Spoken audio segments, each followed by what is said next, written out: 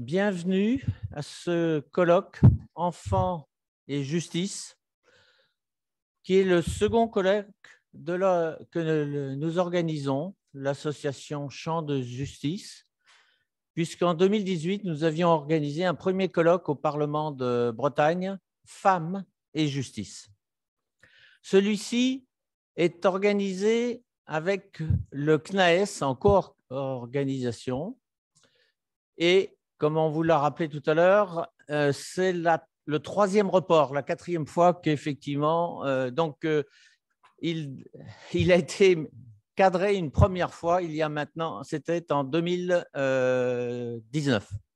Bon, alors je suis le président de Champs de justice et avant de vous présenter rapidement l'association, je voudrais remercier tous ceux par qui ce colloque peut se dérouler. Tout d'abord, je voudrais remercier la direction d'Ascoria qui nous accueille dans ce bel amphithéâtre et plus particulièrement son président, Luc Vivier, et son directeur général, présent ici, Marc Kempf, ainsi que les étudiants présents ici ou en visio. Je voudrais ensuite remercier le département d'Ille-et-Vilaine et avec la présence cet après-midi de Madame Françoise Courteil, qui est la première vice-présidente du département, chargée de la prévention et de la protection de l'enfance. Ensuite, la ville de Rennes, représentée par Madame Annick Bécher, qui est déléguée à la médiation et la prévention de la délinquance. Ce colloque n'aurait pas pu se dérouler sans leur aide financière. Et également, une structure la préfecture d'Ille-et-Vilaine, qui nous avait fait confiance très tôt, avec un appel à l'égalité citoyenne en l'an 2020 de la jeunesse et sport, qui nous a également permis de tenir ce colloque. Nous avons également l'aide du barreau de la ville de Bretagne, le barreau de Rennes pour la région Bretagne, avec M. Éric Lemonnier et Mme Anne Pellet, vice-bâtonnière. Et je voudrais remercier aussi les nombreux partenaires que nous avons pour ce colloque, la PJJ. Pensez à regarder l'exposition Mauvaise Graine, les 10 panneaux qui sont à l'extérieur, les DAGO, l'école des avocats, la librairie Le Fayère. Alors, lorsque l'idée de colloque avait été lancée au sein de l'association, nous sommes allés proposer au délégué Bretagne du CNAES, Daniel Dupier, de co-organiser ce colloque. Et je remercie beaucoup d'avoir accepté et obtenu l'accord de son président, le président Bernard Ekel, qui nous a bien aidés, effectivement, dans la réalisation.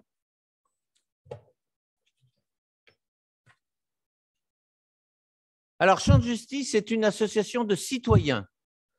Nous avons très peu de membres dans l'association qui sont issus du milieu de la justice. Nous œuvrons depuis 6 ans pour initier et accompagner à la mise en place d'un lieu, les Champs de justice, qui soit un lieu vivant et interactif pour aider le grand public à comprendre le fonctionnement de la justice, à la démystifier, à le rendre plus proche de chaque citoyen. Et l'association s'attache par des actions concrètes, comme ce colloque, des débats, des projections, des expositions, à susciter la curiosité des citoyens.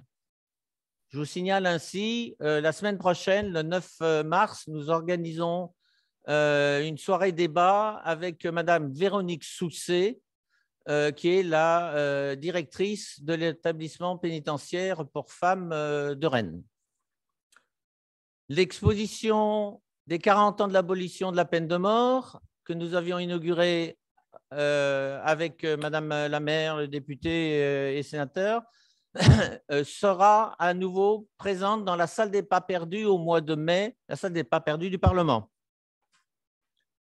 Et la métropole vient d'acquérir l'ancienne prison Jacques-Cartier pour en faire un lieu historique en adéquation avec l'objet et le contenu des champs de justice.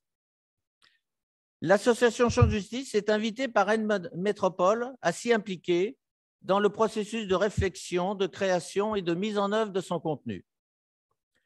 Alors, en rapport avec ce colloque, je dirais qu'à Jacques-Cartier, il y a eu un quartier des mineurs pendant un certain temps et que nous serons attentifs à ce que ce passé soit présent dans les lieux de cette ancienne prison en lien avec l'actualité et le traitement des mineurs aujourd'hui. Voilà, n'hésitez pas si vous en avez envie, rejoindre l'association, participer à des groupes de travail. Nous avons 3 ou 4 groupes de travail sur certains domaines. Et en même temps, je voudrais maintenant remercier tous les bénévoles des 2 associations qui ont dépensé beaucoup d'énergie pour l'organisation de ce colloque. Un grand merci à tous pour votre présence et bon colloque. Bonne journée.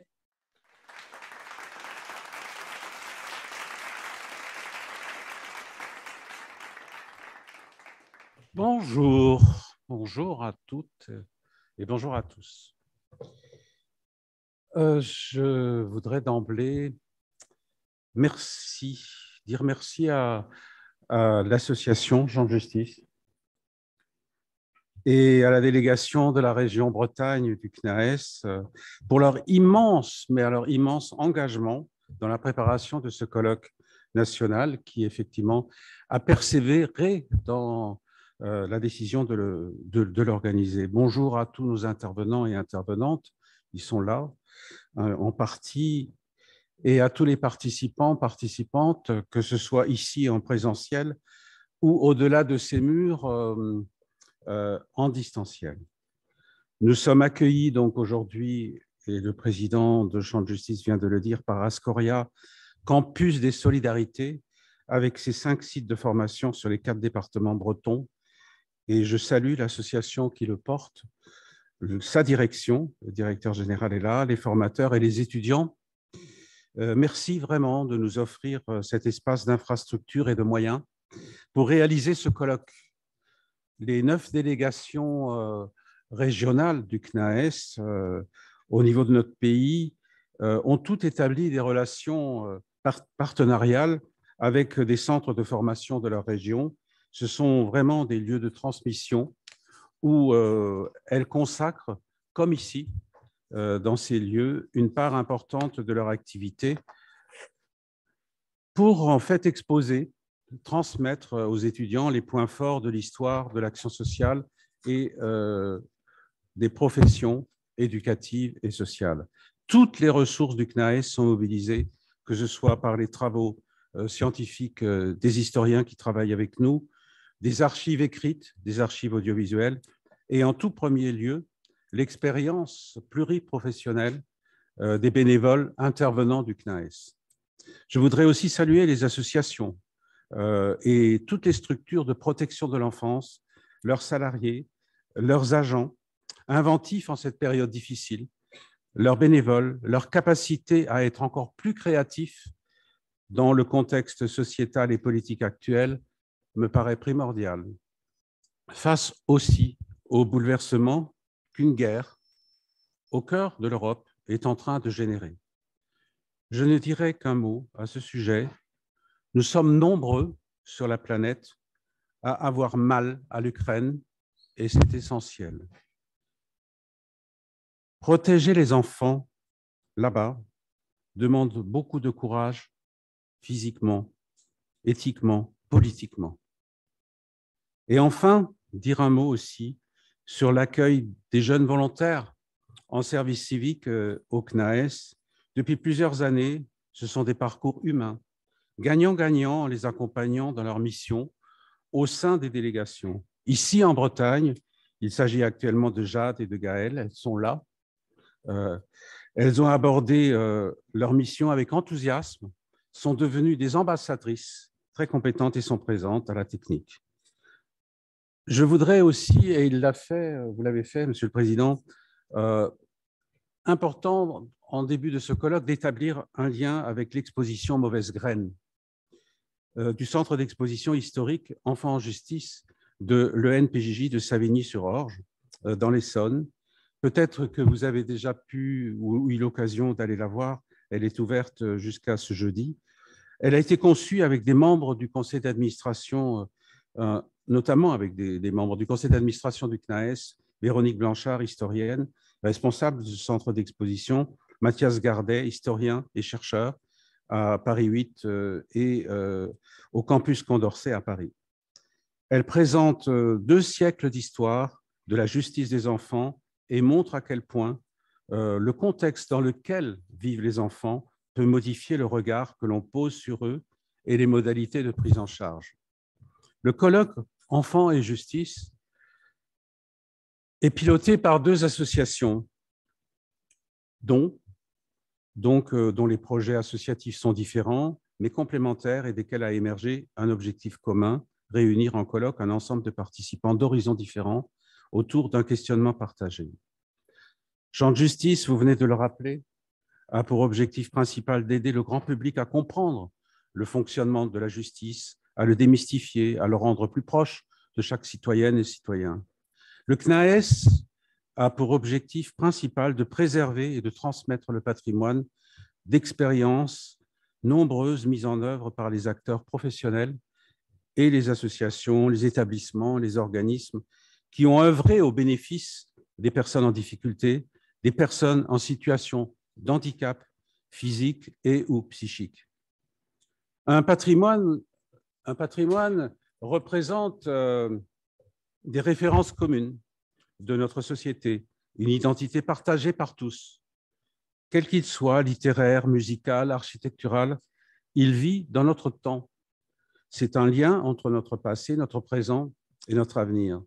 Et j'aime beaucoup citer Robert Castel qui, dans un entretien, dans un article sur la place de l'histoire sociale, de la recherche à l'enseignement, a dit « Nous sommes tous traversés par l'histoire, ce n'est pas seulement un décor, nous avons une dette vis-à-vis de l'histoire. » L'un des espaces de champ de justice est celui des mineurs, de la protection des mineurs en danger, et le patrimoine recueilli par le CNAES depuis son acte de naissance en août 1994 concerne éminemment la protection judiciaire de la jeunesse et la protection de l'enfance. Juste quelques illustrations pour arriver à la fin de mon intervention. Le guide des sources. Le guide des sources, c'est l'histoire professionnelle et associative de l'éducation spécialisée et de l'action sociale. C'est un marqueur très important. Il a été publié en ligne en mars de l'année dernière et il comprend 2 volumes régulièrement actualisés.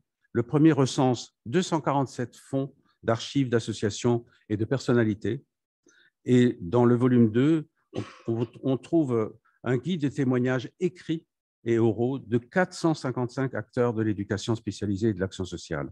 Ce guide des sources est un outil majeur pour s'orienter parmi les grandes fonctions collectives, éducation, santé, travail, justice, depuis les années 60.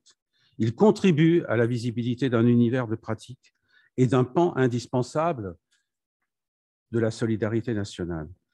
Je pourrais donner juste encore un autre exemple, une autre illustration, c'est la création en cours d'un nouveau portail web, Histoire de la protection de l'enfance, soutenu par le ministère de la Justice et par le ministère des Solidarités et de la Santé.